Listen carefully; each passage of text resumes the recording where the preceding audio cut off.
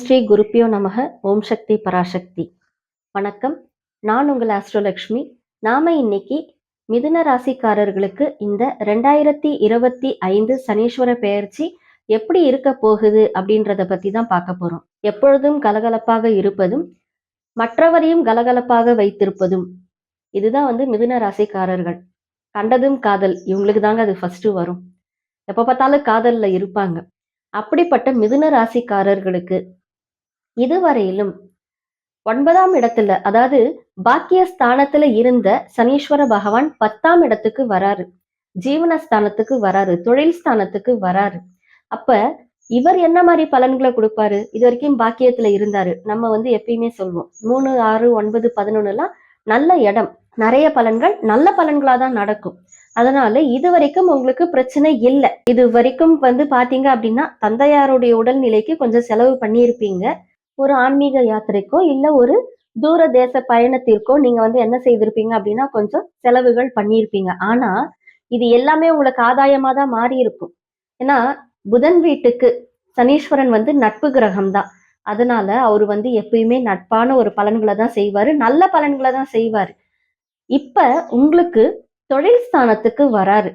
இதுல என்னன்னு பாத்தீங்கன்னா, இந்த தொழில் ஸ்தானத்துல இந்த ராசி அதிபதி புதனே அங்க போய் உட்கார்றாரு. நீச்ச பங்கம் வேற ஆயிட்டாரு. கூட பாத்தீங்கன்னா எல்லாருமே ஃப்ரெண்ட்லி பிளானட் தான்.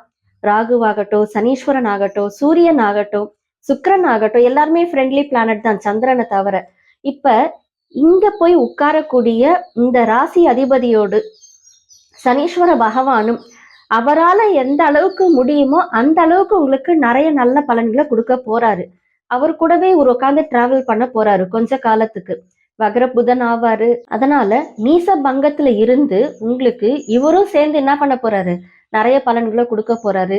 இது கூட இவரு வக்ரம் ஆனாலும் சரி, எது வேணாலும் ஆகட்டுங்க, உங்களுக்கு என்ன நடக்கணுமோ அதை சனீஸ்வரன் செய்வாரு.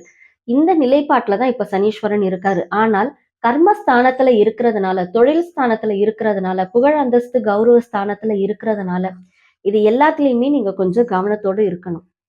தொழில் ஸ்தானாதிபதி அந்த குருவானவர் உங்களுக்கு ஜென்மத்துல உட்காரக்கூடிய காலகட்டத்திலையும் இருக்கு.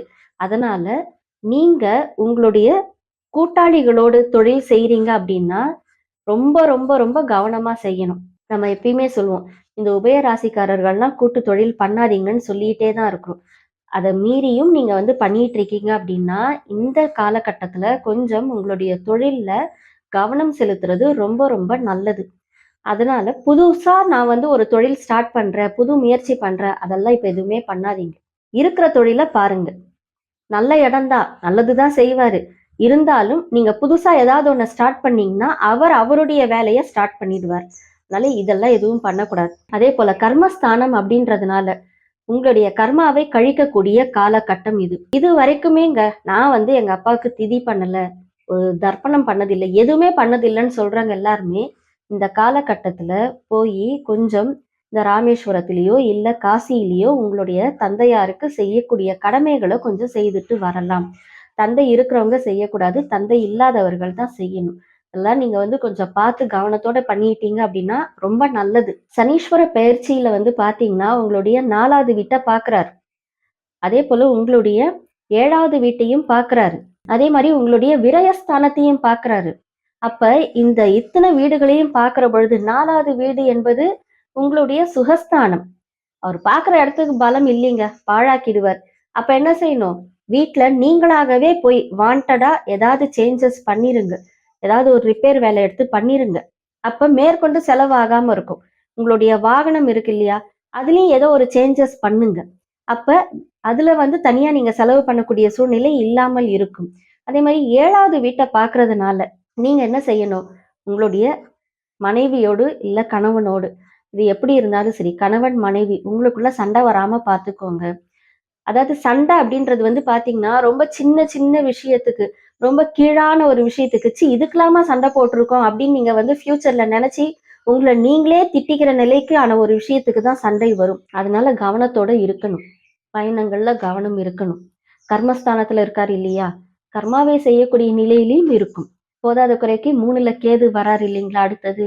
அதனால எவ்வளவுக்கு எவ்வளவு கவனத்தோட இருக்கிறீங்களோ அவ்வளவுக்கு அவ்வளவு நல்லது. உங்களுடைய 12வது வீட்டை பாக்குறதுனால தேவையில்லாத விரயங்களை செய்வீங்க. ஏற்கனவே அங்க குரு உட்கார்ந்திருக்காரா, அவரே விரையாதிபதியா தான் உட்கார்ந்திருக்கிறாரா, அதனால இப்ப வரக்கூடிய இந்த காலகட்டத்துல கொஞ்சம் கவனத்தோட செலவு பண்றது ரொம்ப ரொம்ப நல்லது.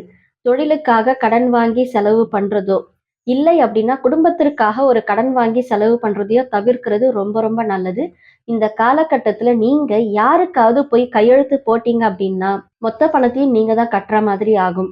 இந்த வேலைகள்லாம் இப்ப பண்ணாதீங்க. அது யாரா வேணாலும் இருக்கட்டும். கூட பொறந்தவங்களா இருக்கட்டும், எந்த உறவுகளாக இருந்தாலும் சரி.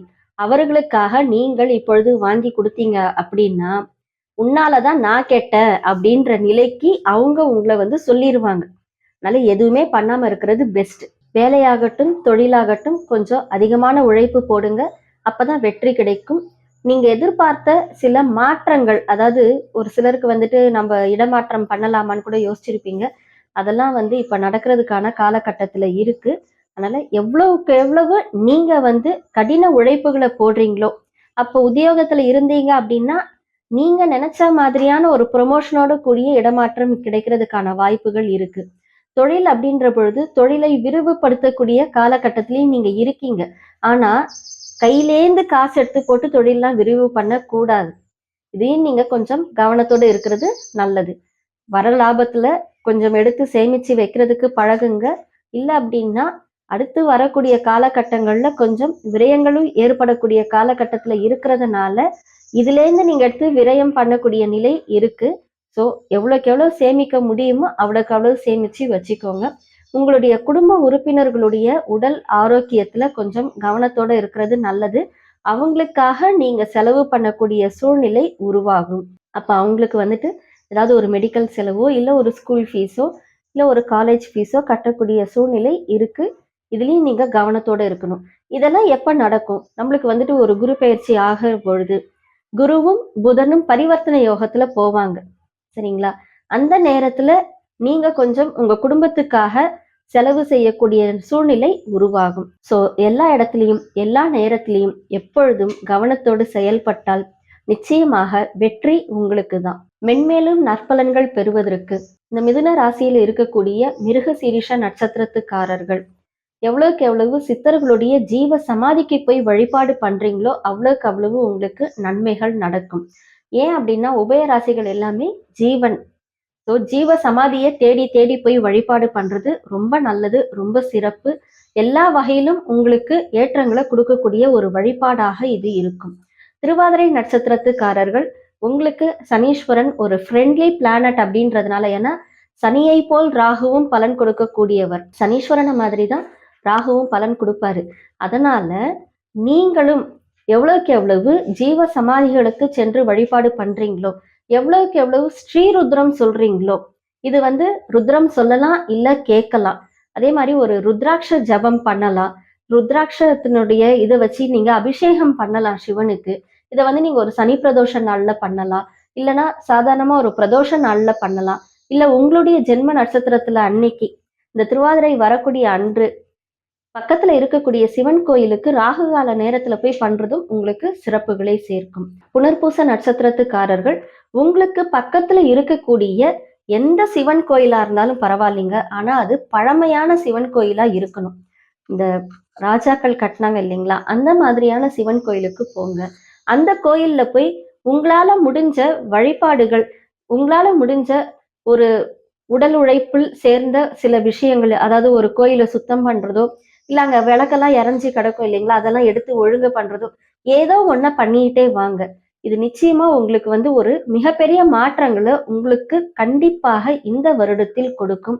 எல்லா இடங்களிலும் வெற்றி பெறுவதற்கு வாரந்தோறும் சனிக்கிழமை அன்று சனீஸ்வர பகவானை சென்று வழிபாடு செய்வதும், ஹனுமன் சாலிசாவை சொல்வதும், சுந்தரகாண்டத்தை சொல்வதும் உங்களுக்கு மிகப்பெரிய மாற்றங்களை கண்டிப்பாக கொடுக்கும். சுந்தரகாண்டம் சொல்வதன் மூலமாக கணவன் மனைவிக்குள் ஏற்படும் பிரச்சனைகளும், குடும்பத்தில் ஏற்படும் பிரச்சனைகளும் தீரும்.